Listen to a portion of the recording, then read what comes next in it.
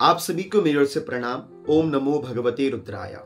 हर शयनी एकादशी अथवा देव शयनी एकादशी अथवा पद्मनाभा एकादशी 29 जून सन 2023 चातुर्मास का वह पावन पवित्र मास भी प्रारंभ होता है और इसी में ही भगवान श्री नारायण सूतक लोक में राजा बलि के द्वार पर 4 मास के लिए शयन हेतु जाते हैं।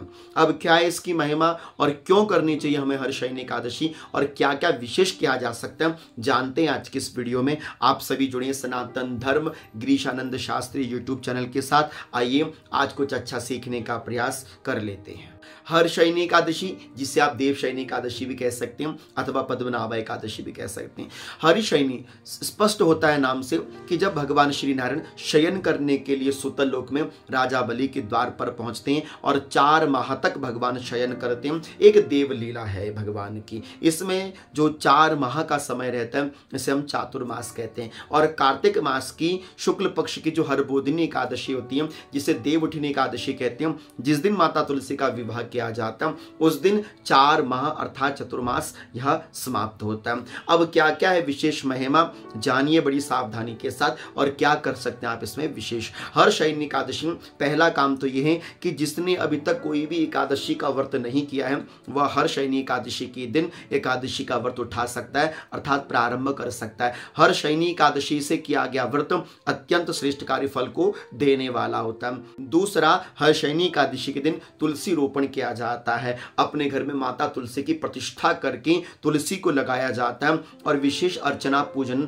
किया जाता है। हर शयनी एकादशी के दिन ही तुलसी माता को लगाया जाता है और हर बुधनी अर्थात की देव उठनी एकादशी के दिन उनका विवाह शालिग्राम भगवान के साथ संपन्न किया जाता है। तो इसी दिन हर शयनी एकादशी के दिन ही आपने तुलसी रोपण करना चाहिए। विशेष विधि विधान के साथ आपने तुलसी रोपित करनी चाहिए। मंत्रों के माध्यम से माता तुलसी की आपने प्रतिष्ठा करवानी चाहिए। बिल्व वृक्ष, तुलसी वृक्ष और शमी वृक्ष, इन तीनों की प्रतिष्ठा करके ही इनका पूजन करना चाहिए, ऐसा शास्त्र कहता है। तो आपने विधिवत पूर्वक माता तुलसी की प्रतिष्ठा पूजन करना चाहिए। तदुपरांत आप तुलसी माता को नित्य निरंतर रूप से जो भी आप जल दान दीप दान करें वो करते रहिएगा। और तीसरा, हर शयनी एकादशी की सबसे बड़ी महिमा यह है कि कई साधक गृहस्थी ऐसे होते हैं जो मात्र केवल शुक्ल पक्ष की एकादशी का ही व्रत लेते हैं, किंतु शास्त्र में लिखा है पद्म पुराण में कि हर शयनी से लेकर हर बोधनी के मध्य में जो भी कृष्ण पक्ष की एकादशियां आती है उनको भी गृहस्थी साधकों को अवश्य करनी चाहिए। इस प्रकार से आपको एक और सुंदर जानकारी है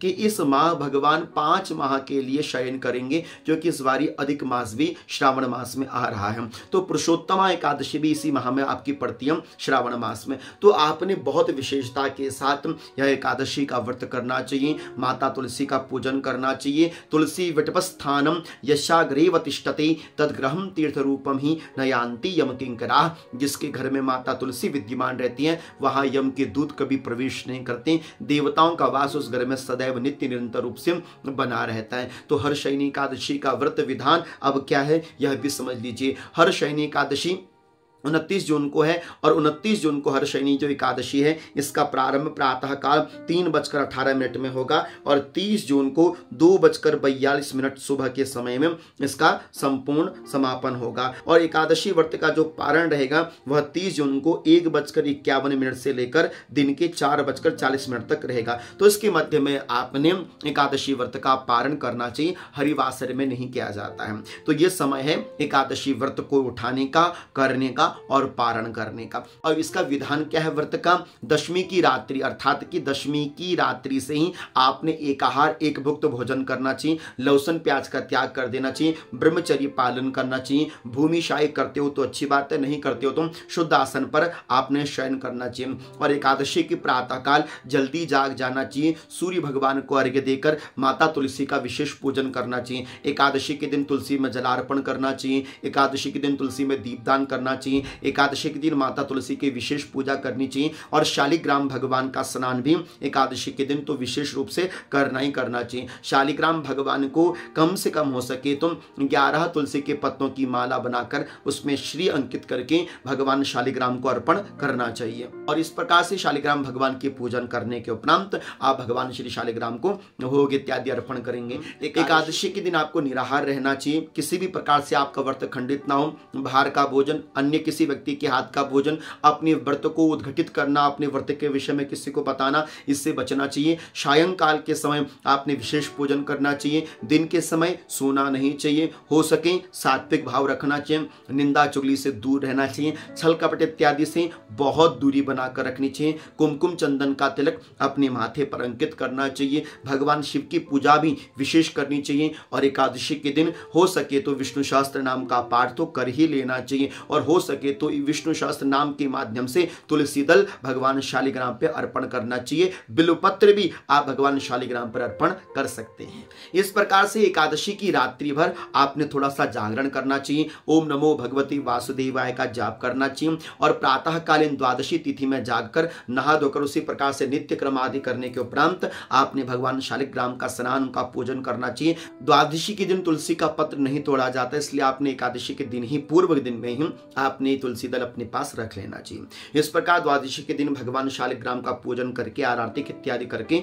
भगवान को भात का भोग लगाना चाहिए। उसके उपरांत फिर आपने अन्न ग्रहण करना चाहिए। इस प्रकार से संपूर्ण प्रक्रिया है यह हर्षयनी एकादशी की। बहुत विशेष एकादशी है। मानधाता नामक एक राजा थे, जो अयोध्यापुरी के राजा थे।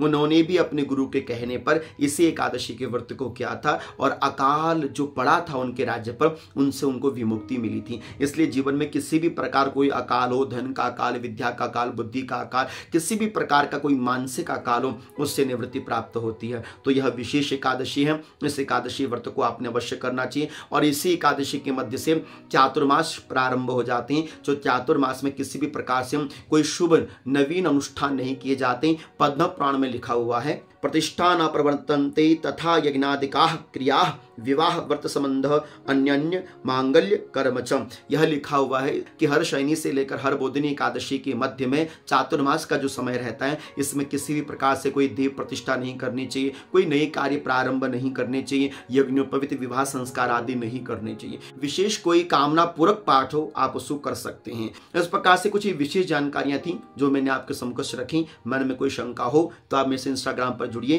प्रश्न करिएगा। आप कुछ और जानना चाहते हो तो कमेंट बॉक्स पर भी पूछ सकते हैं। तब तक आप सभी को मेरी ओर से अनंत अनंत कोटि वंदन, प्रणाम। जपते रहिएगा ओम नमो भगवते रुद्राय।